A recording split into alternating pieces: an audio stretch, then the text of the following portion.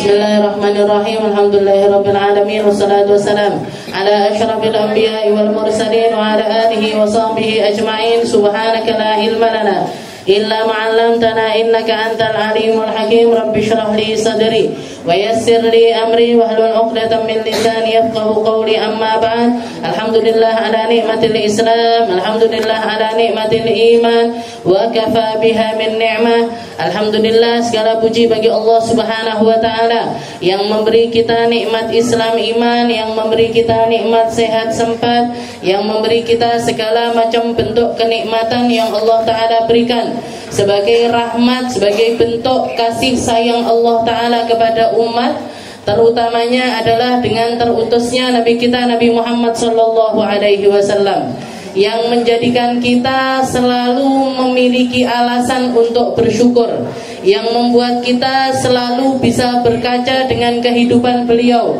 yang membuat kita selalu ngerti bahwasanya setiap detail dari kehidupan kita bisa menjadi sebuah bentuk peribadatan kepada Allah Subhanahu wa taala ketika yang kita tirukan adalah Nabi kita Nabi Muhammad sallallahu alaihi wasallam.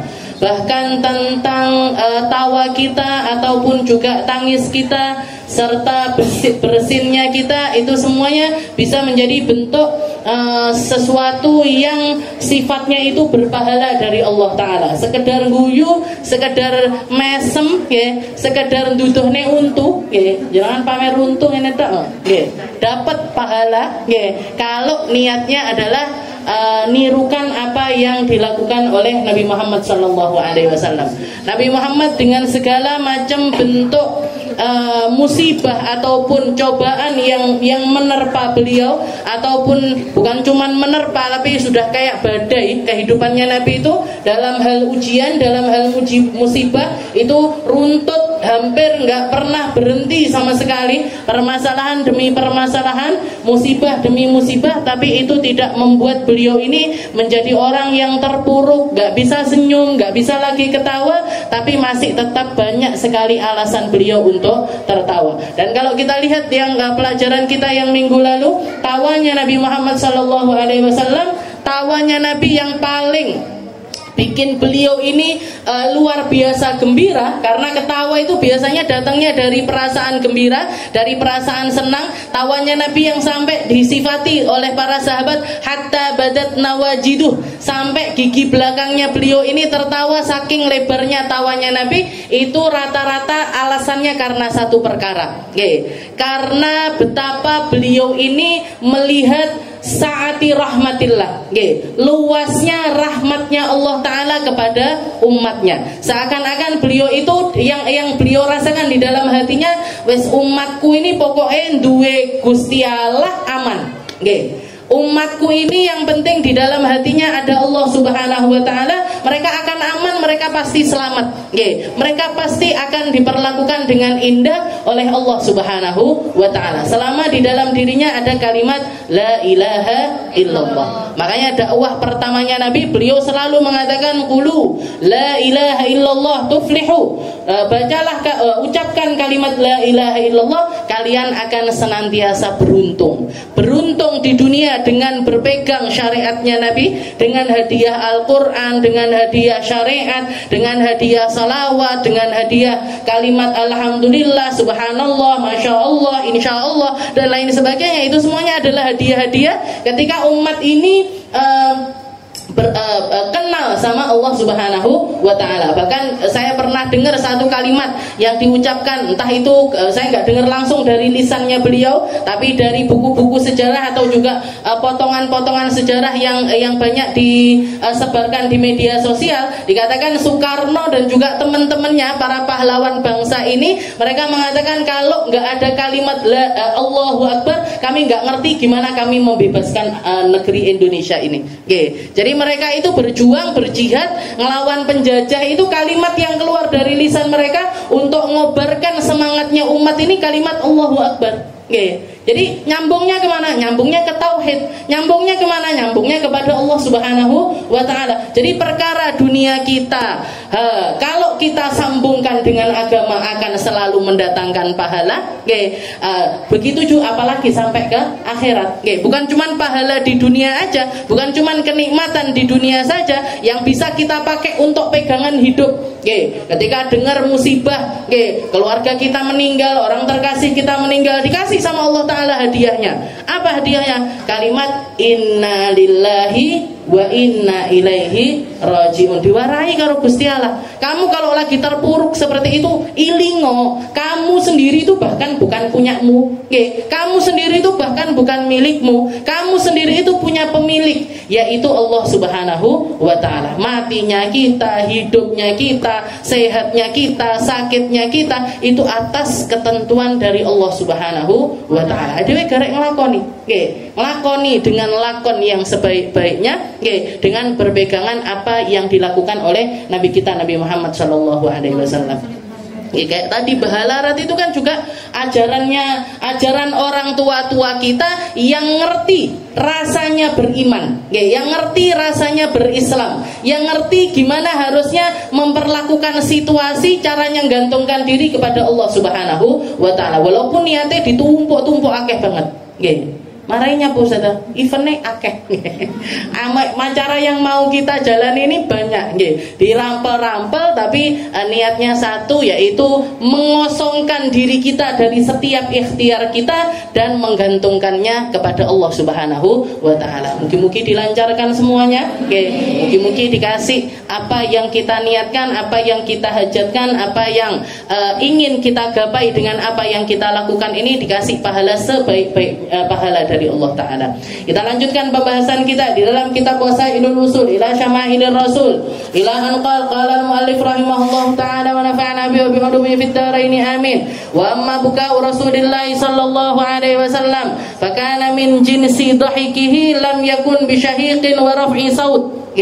Kalau minggu yang lalu kita bahas tentang tawanya Nabi, tentang gembiranya Nabi, maka sekarang kita akan membahas tentang tangisnya Nabi.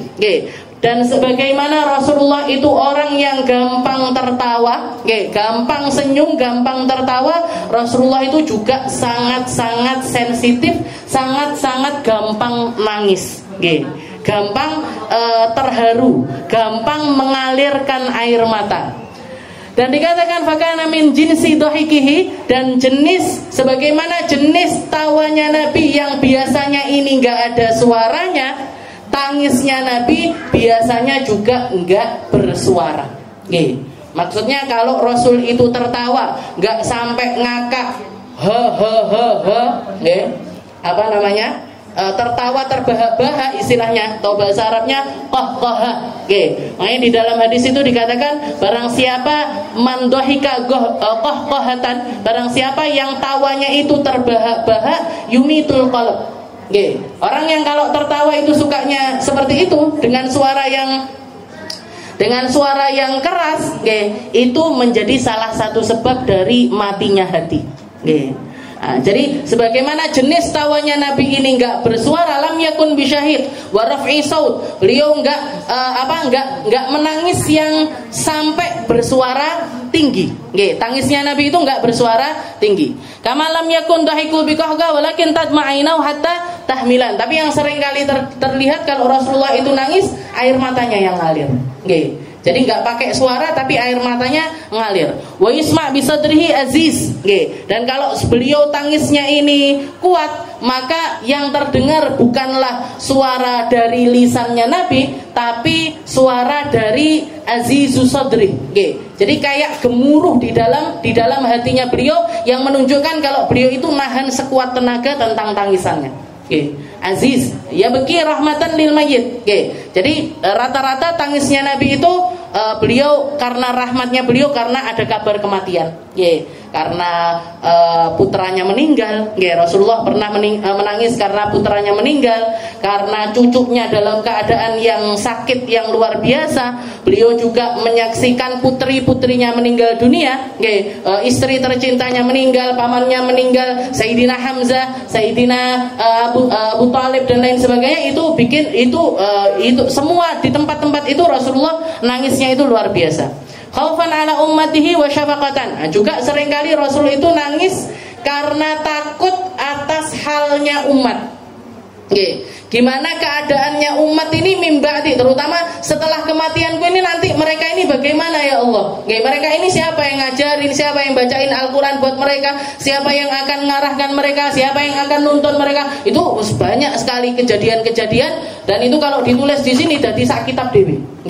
Jadi kalau tangisannya Nabi di dalam momen ini rata-rata untuk umatnya khaufan au syafaqatan, karena takutnya Nabi umatnya ini nggak selamat, atau juga ketakutannya Nabi keadaan mereka, perubahan yang akan terjadi pada diri mereka sepeninggal dari Rasulullah sallallahu alaihi wasallam.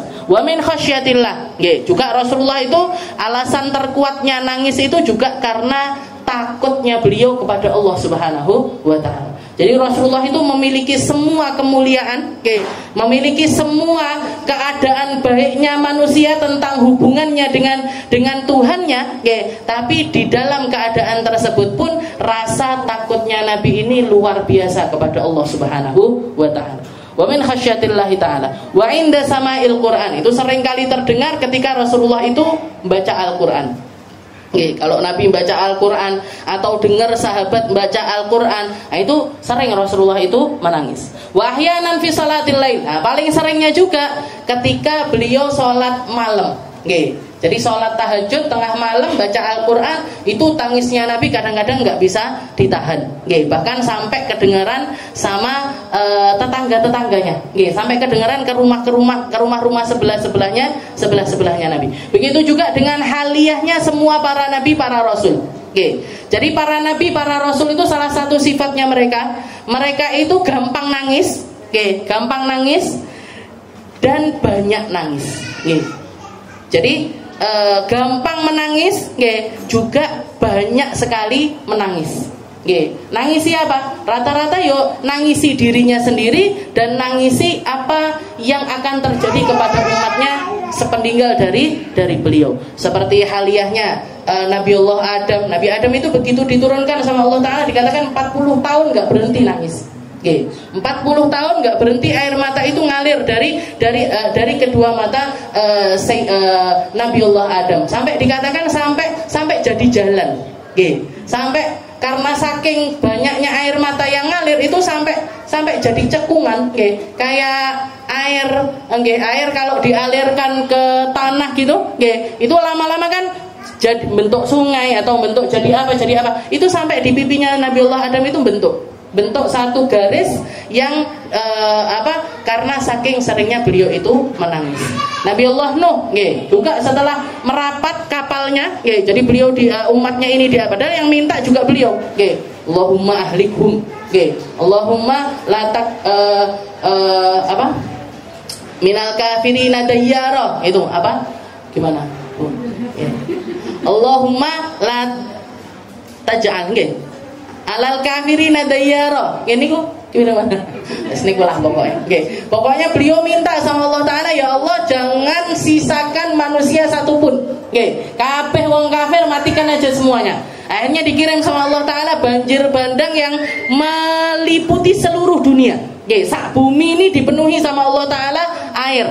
Yang dikatakan yang di dalam tafsir itu dulu saya pernah belajar, air itu setiap harinya, kalau misalkan porsi air yang dimiliki sama Allah Ta'ala itu 100%, hari-hari yang kita pakai mandi, kita pakai minum, kita pakai yang jadi laut, yang jadi sungai, yang jadi air hujan dan lain sebagainya, itu cuma 10% dari tangki airnya Allah Ta'ala. Nah, pada saat Allah Ta'ala mengazab kaumnya Nabiullah Nuh, itu dibuka kabeh. Jadi tangki air itu 100% dikeluarkan.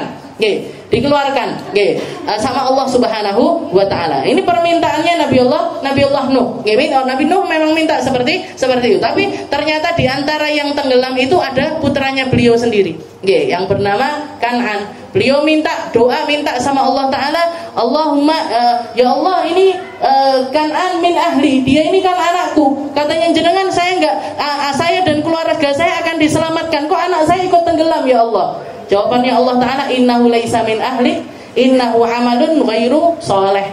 Dia bukan putramu. Dia anak itu bukan putramu. Innahu amalun ghairu sholeh, karena dia punya amal enggak baik.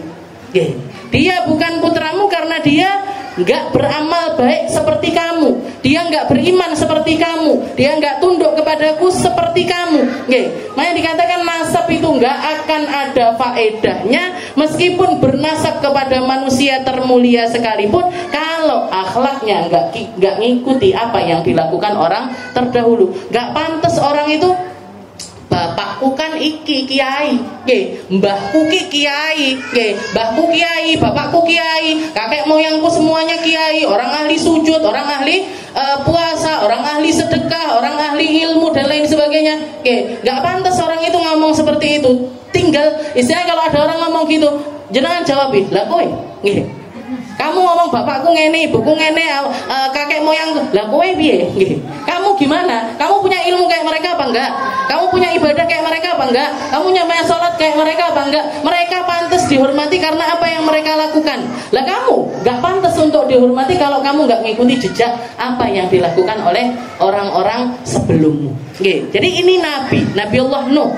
Dijawabi sama Allah taala ketika ya Allah, innahu min ahli, dia keluargaku ya Allah. Katanya Allah taala, innahu laisa min ahlik, dia bukan keluargamu, innahu amalun ghairu sholeh. Dikatakan jadi setelah kejadian tersebut merapat kapalnya, Nabiullah Nuh itu enggak pernah berhenti menangis karena menyesali kalimat yang pernah beliau ucapkan kepada Allah taala. Ya Allah, i'tiraduhu 'ala Allah. Jadi karena ini jiwa bapak, jiwa ibu piye ndelok anake pengine diselamatkan. Gimana ngelihat putranya seperti itu pengennya nyelamatin, tapi ditolak sama Allah taala dan beliau berusaha untuk tetap menyelamatkan putranya. Piye carane ben panggah selamat masih kafir entek, pokoknya selamat ya. Karena iktiradnya ini, karena penolakannya terhadap Allah taala, beliau menyesali itu seumur hidup. Bahkan sampai kiamat. Kalimatnya Nabiullah Nuh ketika nafsi dewe, aku sendiri punya dosa kepada Allah taala. Apa dosanya beliau? Permintaannya beliau pertama karena permintaannya beliau yang nyuruh orang kafir ini dimatikan semua, dan kedua karena beliau sempat nyangkal perkataannya Allah taala. Ya Allah, kenapa anak saya ditenggelamkan? Padahal engkau janji untuk menyelamatkan aku dan keluargaku. Innahu min ahli, dia kan keluargaku, kok ditenggelamkan ya Allah. Jadi semua nabi-nabinya Allah taala itu ahli nangis, ahli tangis, air matanya hampir nggak pernah kering. Jadi matanya itu hampir nggak pernah kering dari tangisan, baik karena baca Al-Quran, karena dan lain sebagainya. Begitu juga orang-orang setelahnya beliau. Setelah Sayyidina Abu Bakar itu sejak di negeri Mekah, bahkan dikatakan sejak di negeri Mekah, orang kalau malam-malam melewati rumahnya Sayyidina Abu Bakar mesti kedengeran suara tangisnya Sayyidina Abu Bakar.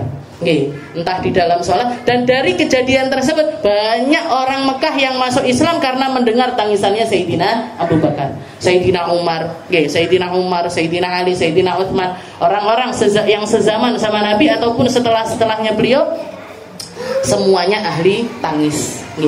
Tapi nangisnya bener, gak nangis kecopot semut, nangis dikeplak koncone, apa dijiwit koncone, bukan hal remeh-remeh seperti itu yang beliau tangisi. Wa Abdullah bin Asy-Syikhir radhiyallahu taala anhu qala ataitu Rasulullah sallallahu alaihi wasallam wa huwa yusalli wa li jawfihi azizun ka azizil mirjal minal buka. Nah, ini termasuk yang menyaksikan Rasulullah menangis, salah satu sahabat namanya Abdullah ibnu Syikhir. Beliau mengatakan ataitu Rasulullah sallallahu alaihi wasallam wa huwa yusalli. Saya datang mendapati Rasulullah lagi salat. Nggih. Wali jaufihi azizun kazizil mirjal. Saya mendengar dari dadanya Nabi itu ada suara gemuruh, nggih, kazizil mirjal, semacam gemuruhnya air yang kalau digodok terus mateng, nggih. Air mateng kan, nggih. Air pernah mateng apa enggak pernah mateng? Kan mateng. Oke. Jadi pas didih seperti itu, nah itu dari dadanya Nabi keluar suara yang semacam itu. Minal buka, karena saking kerasnya tangisan Nabi. Wa an Abdullah bin Mas'ud radhiyallahu taala anhu qala li Rasulullah sallallahu alaihi wasallam iqra alayya. Oke, pernah juga Sayyidina Abdullah bin Mas'ud, salah satu sahabat terdekatnya Nabi, sahibu siwakin Nabi, sahibu na'lin Nabi, yang dijuluki orang yang bagian bawakan siwaknya Nabi, yang bagian bawa sandalnya Nabi, yang seringkali nutupi Nabi kalau Nabi itu mau mandi ataupun mau wudu. Kalau Rasulullah butuh air, beliau yang ngambilkan air. Karena zaman dulu belum, enggak semua, istilahnya orang kalau mau mandi mau buang air itu harus di luar rumah. Jadi digawe semacam tirai. Itu Abdullah bin Mas'ud yang khidmah sama Nabi semacam itu. Dikatakan Rasulullah pernah mengatakan qala li Rasulullah sallallahu alaihi wasallam iqra alayya. Wahai Abdullah bin Mas'ud, bacakan Al-Quran untukku. Dan Sayyidina Abdullah bin Mas'ud ini, beliau salah satu kelebihannya, beliau punya suara yang indah. Bahkan beliau mengatakan man arada ayyasma'al Quran tarian, barang siapa yang pengen mendengarkan Al-Quran itu fresh kama unzil, fresh seperti cara malaikat Jibril di dalam menurunkannya, maka silahkan mendengarkan bacaan Abdullah bin Mas'ud.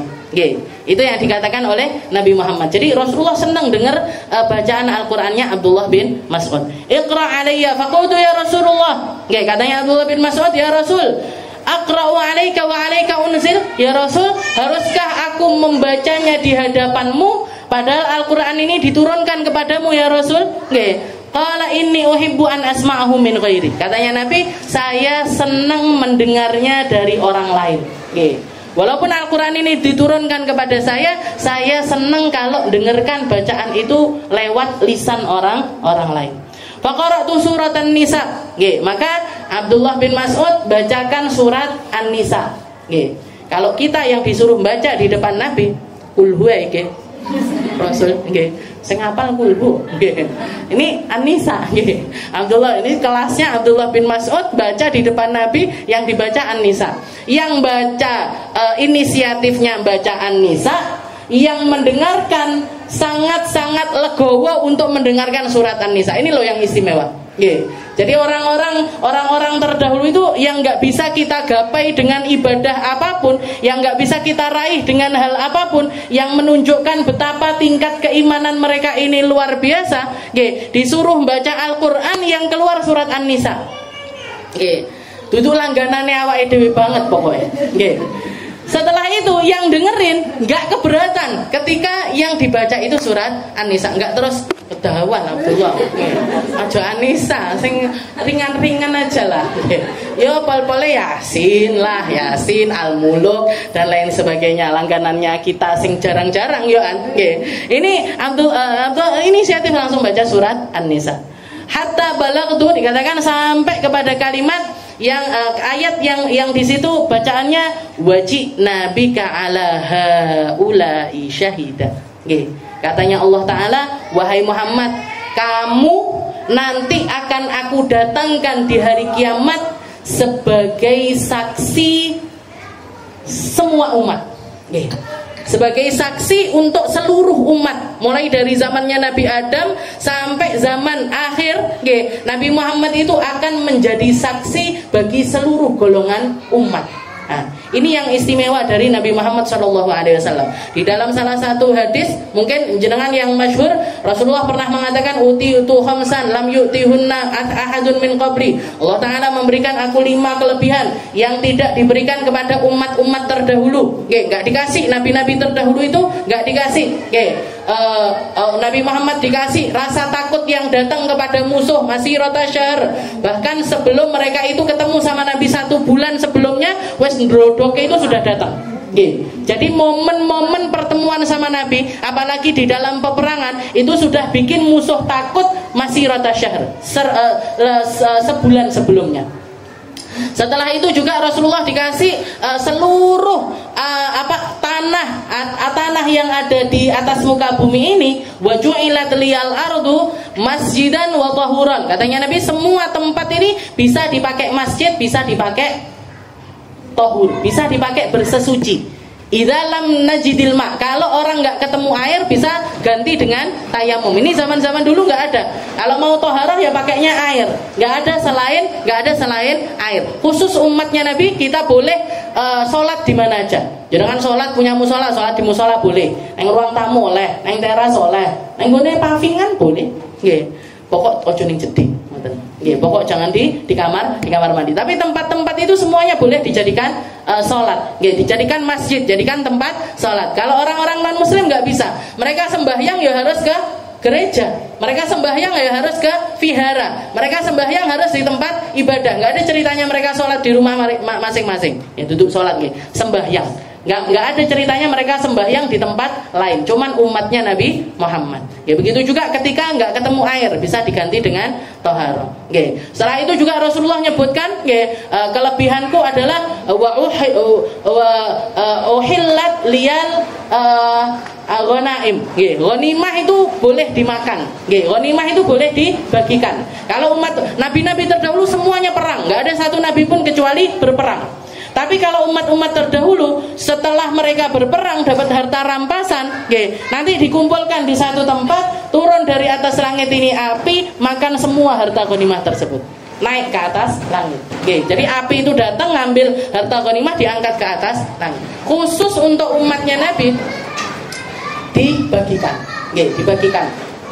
Makanya ada syariat namanya humusul humus. 1/5 dari 1/5. Karena pembagian ghanimah itu diajarin sama Nabi Muhammad 4/5-nya. Jadi kalau harta itu dibagi menjadi 5/5, 4/5-nya dibagikan sama mereka yang ikut perang. Yang naik kuda, di atasnya yang naik keledai, yang naik onta, di atasnya yang naik kuda. Jatah yang mereka dapat dari harta ghanimah tersebut. Nah, nanti tersisa 1/5. 1/5 ini nanti dibagi 5 lagi. 1/5 nanti dibagi 5 lagi. 1/5 buat pendidikan, 1/5 buat bangun jalan, 1/5 buat bikin sesuatu yang buat anak-anak yatim, 1/5 buat keperluannya umat itu 4/5. 1/5-nya lagi, jadi 1/5 dari 1/5. 1/5 dari 1/5 itu jatahnya Nabi Muhammad sekeluarga. Jadi jatahnya Nabi sak keluarga, anak, cucu, istri, itu dapat 1/5 dari 1/5. Itu pun saya diprotes, Bu. Ada orang datang, ya Rasul, wahai Muhammad, i'dil alaina. Saya ngadil bagi. Saya ngadil. Katanya Nabi, illam adil fama ya'dil. Kalau kamu anggap gak adil, saya ngadil ki sapa? Saya ngambil 1/5 dari 1/5, bayangkan 1/5 dari 1/5 jatahnya Nabi sak keluarga. Itu masih diprotes sama orang. Ini loh nunjukkan kalau manusia itu lek wis adep-adepan karo duit, hilang akalnya, hilang imannya, hilang Qurannya, hilang semuanya. Di hadapannya Nabi bisa ngomong seperti itu. Nah itu, jadi itu perkara yang disebutkan sama Nabi. Tapi para ulama itu mendefinisikan banyak sekali kelebihannya umat Islam. Kita dikasih yang namanya hadiah, sholat kusuf, sholat khusuf, sholat gerhana. Ada yang namanya hari raya Idul Fitri, ada yang namanya hari raya Idul Adha, ada ini macam-macam. Hadiahnya Allah Taala untuk umatnya Nabi Muhammad SAW.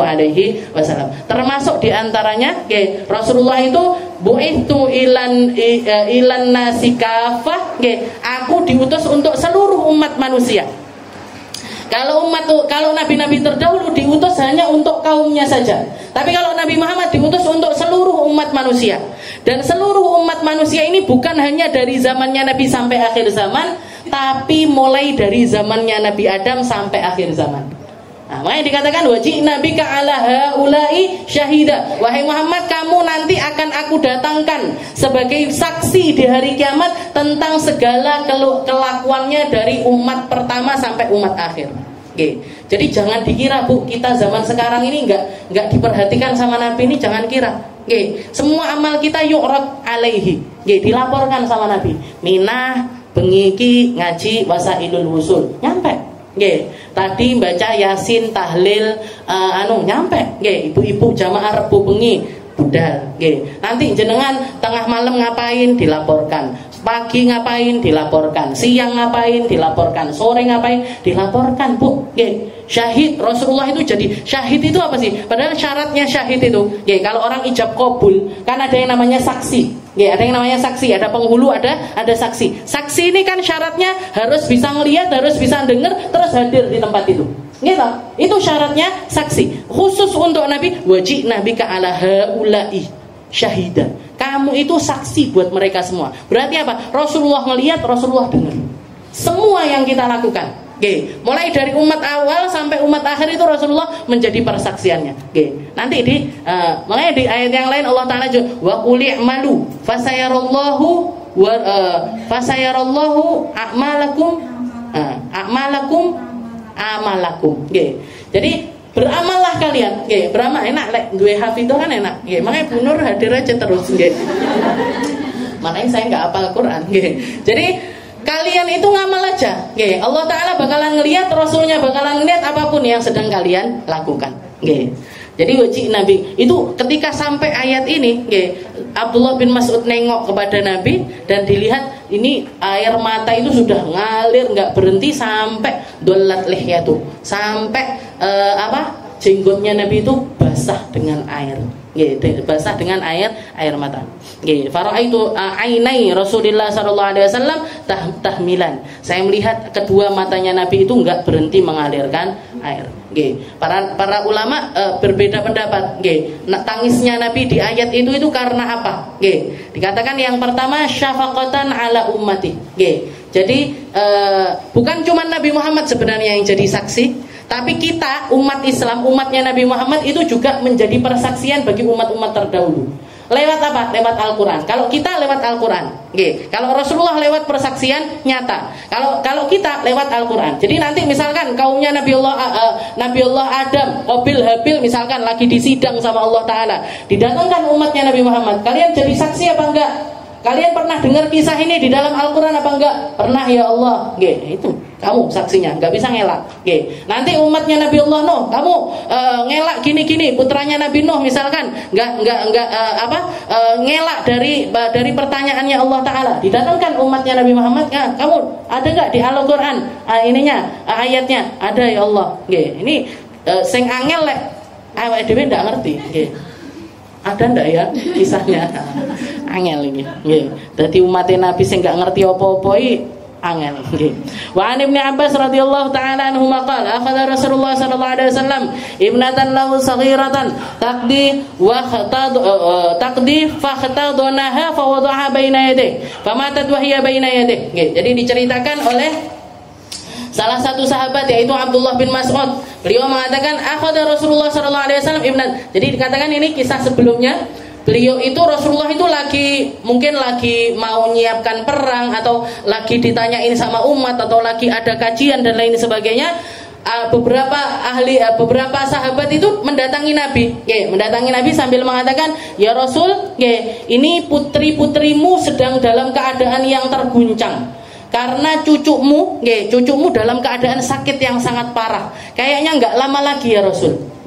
Katanya, maka Rasulullah ketika dalam keadaan seperti itu beliau bilang sama yang utusannya yang datang ini, qul lahum litasbir. Jadi katakan kepada mereka suruh sabar dulu. Saya belum selesai ini. Masalah ngurusi umat ini belum selesai. Bilang sama mereka untuk bersabar. Bayangkan, kalau kita dikabari kayak gitu, anake loro, wis mencolot wis langsung. Budal wis iki sembuh, kowe arepe jungkir balik masalahmu apa wis enggak peduli. Tapi Rasulullah justru malah bilang litasbir, suruh mereka untuk bersabar. Akhirnya sampai Rasulullah datang. Rasulullah ngambil si anak itu, cucunya Nabi dikatakan di sini dikatakan ibnatan lahu saghiratan taqdi. Jadi putrinya Nabi yang kecil diberikan di atas pangkuannya Rasul. Wahia takdi. Takdi itu sekarat. Jadi bukan sakit lagi, tapi sudah dalam keadaan sakaratul maut. Fakhtadonaha, maka dipeluk sama Nabi. Fawada'aha baina yadayh, diletakkan, jadi ditaruh, digendong lagi, ditaruh, digendong lagi. Famatat wahya baina yadayh, sampai meninggal di pangkuannya Nabi. Dan dikatakan yang dalam keadaan seperti itu adalah Sayyidah Umamah. Sayyidah Umamah ini putrinya Sayyidah Zainab, sama Abul As. Sayyidah Zainab ini putrinya Nabi, punya anak satu namanya Umamah. Namanya perempuan namanya Umamah.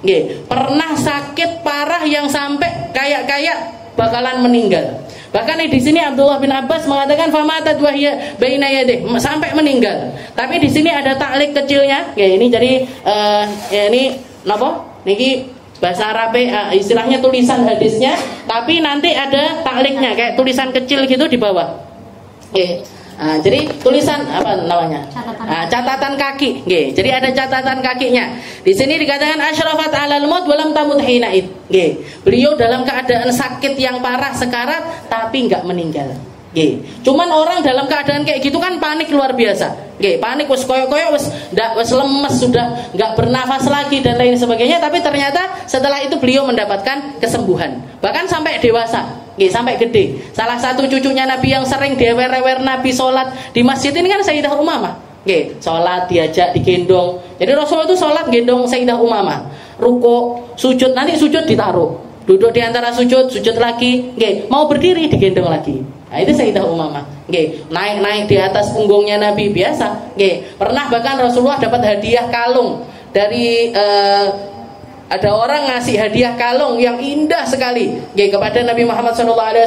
Setelah itu Rasulullah ngelihat kalung itu sambil ngomong gini, ini kalung mau tak kasih kepada keluargaku yang paling tak sayang. Kalung ini mau saya berikan kepada anggota keluargaku yang paling saya sayangi. Nah, di situ ada istri-istrinya Nabi. Mereka itu dalam hati semesti Aisyah ini dikain. Dalam hatinya ya mesti Aisyah ini yang dikasih. Ternyata Rasulullah manggil Sayyidah Umamah, dipakein sama Nabi. Dikalungkan sama kepada Sayyidah Umamah. Pernah juga dapat cincin dari Raja Najasyi. Cincinnya dari emas. Cincinnya dari emas. Dilihat sama Nabi kok indah sekali. Dipanggil Sayyidah Umamah. Setelah itu dipakaikan sama Nabi di jarinya Sayyidah Umamah dan beliau mengatakan tahalli bihi ya baniyah. Wahai putri kecilku, pakai. Kamu berhiaslah pakai. Kamu cantik sekali dengan perhiasan yang semacam ini. Itu Sayyidah Umamah. Dan sepeninggal dari Sayyidah Fatimah, salah satu wasiatnya Sayyidah Fatimah itu sebelum meninggal Sayyidina Ali suruh nikah sama Sayyidah Umamah. Jadi sebelum meninggal dunia Sayyidah Fatimah itu sudah mempersiapkan istri untuk Sayyidina Ali. Jadi Sayyidina Ali disuruh nikah sama Sayyidah Umamah karena beliau kepikiran anak-anaknya. Nah, Sayyidah Umamah ini kan sudah agak dewasa, sudah dewasa lah istilahnya gitu, dan dekat sama ponaan-ponaannya, jadi disuruh nikah sama Sayyidina Ali. Tapi dari Sayyidina Ali nggak punya anak. Nah, sebelum Sayyidina Ali meninggal, Sayyidina Ali wasiat kepada salah satu sahabat, namanya Naufal bin Mughirah. Bilang sama Naufal bin Mughirah, nanti kalau aku meninggal kamu nikah sama Umamah. Sepeninggal dari Sayyidina Ali, selesai idahnya langsung dinikahi sama Naufal bin Umamah. Dari Naufal bin Umamah ini dapat anak. Beliau hamil, punya anak, tapi meninggal ketika melahirkan. Itu Sayyidah Umamah. Jadi cucunya Nabi, perempuan dari Sayyidah Zainab. Dikatakan ketika dalam keadaan yang panik kayak gitu, Sayyidah Umamah waktu kecil itu pernah sakit yang seperti itu, famatat, bahkan Abdullah bin Abbas mengatakan famatat wahya baina yadayh, meninggal di pangkuannya Nabi. Wasalahat Ummu Aiman. Ummu Aiman itu ibu angkatnya Nabi, yang Rasulullah bilang hiya ummi ba'da ummi. Ummu Aiman itu ibuku setelah ibuku.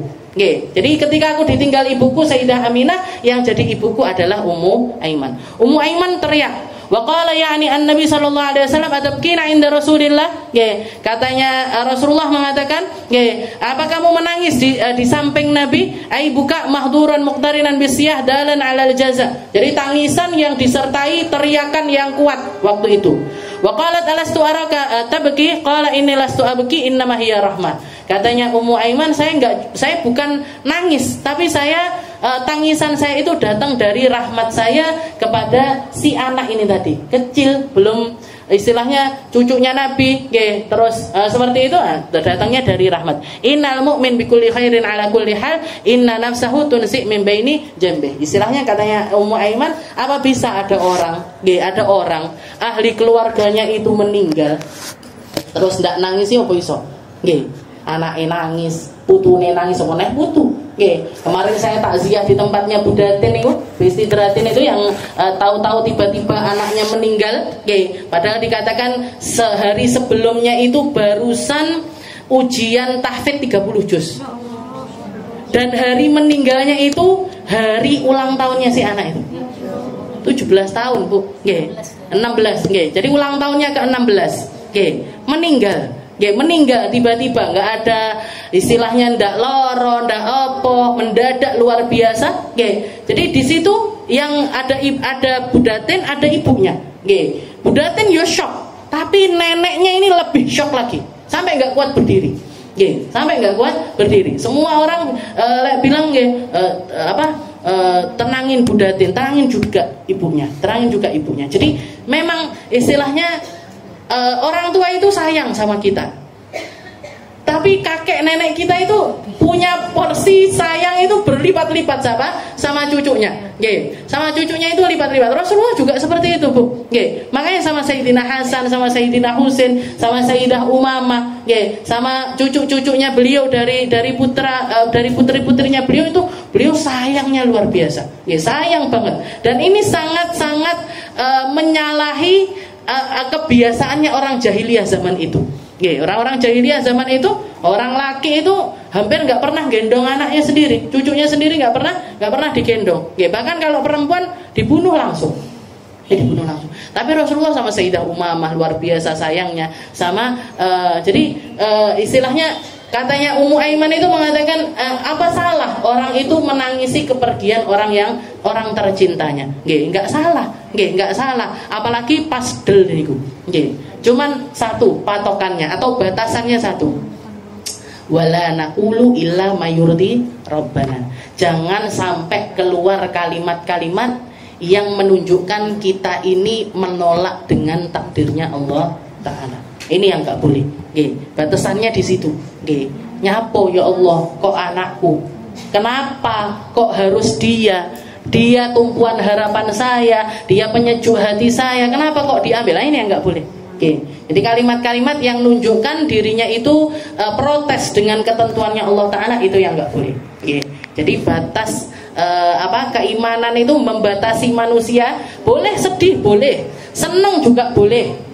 Kamu seneng boleh, silahkan. Tapi jangan sampai keluar batas. Jangan sampai maksiat. Jangan sampai berfoya-foya. Jangan sampai mendolimi orang lain dengan kebahagiaanmu. Jangan sampai. Begitu juga dengan sedih. Kamu boleh sedih. Kamu boleh sedih dengan ujian-ujian kehidupan ini, boleh sedih. Nangis silahkan. Nangis silahkan. Tapi jangan sampai ngomong sesuatu yang menunjukkan kalau kita itu nggak ridho dengan takdirnya Allah Subhanahu wa Ta'ala. Jadi dikuatkan. Paling besarnya kekuatan itu datangnya dari kalimat innalillahi wa inna. Itu mungkin kalau kita nggak sedang dalam keadaan kena musibah biasa, innalillah. Tapi pas momen seperti itu, tuh jadi kekuatan yang luar biasa.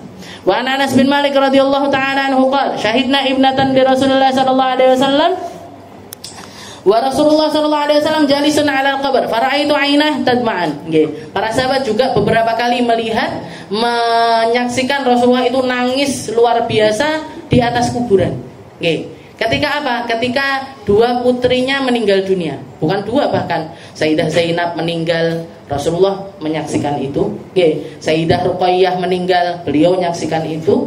Sayyidah Ummu Kulthum meninggal, beliau juga menyaksikan tersebut. Hal kejadian terjadi, katanya Anas bin Malik, kami menyaksikan putrinya Nabi ini meninggal dan Rasulullah menangis jalisun, duduk di atas kuburan putrinya. Waraitu ainaihi tadma'an, dan air mata beliau mengalir. Wa Aisyah radhiyallahu taala anha anna Rasulullah sallallahu alaihi wasallam qabala Utsman bin Mat'un wa huwa mayyit wa huwa yabki wallahu a'lam bissawab. Insyaallah kita lanjut di pertemuan yang selanjutnya.